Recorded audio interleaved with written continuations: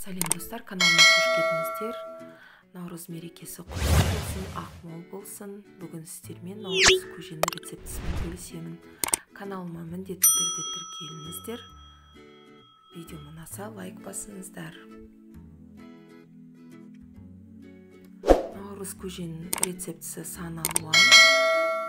Ең алдымен біз сүрленген жылқы етін жуып, суық суға салып 2,5 сағат орта отта пісіреміз. Көбігін алып тазалаймыз. Етіміз пісті, сорпасын сүзгіден өткізіп аламын.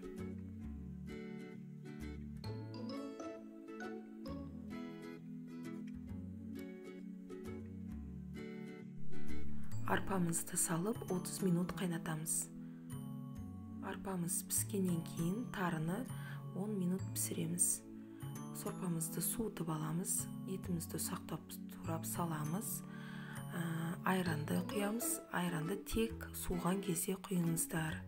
Содан кейін тұз саламыз. Және қатық. Құрт салсаңыздар да болады. Міне наурыз көжеміз дайын, өте дәмді. Міндетті түрде жасап көріңіздер. Жасалу жолы өте оңай. Наурыз құтты болсын, ақмол болсын.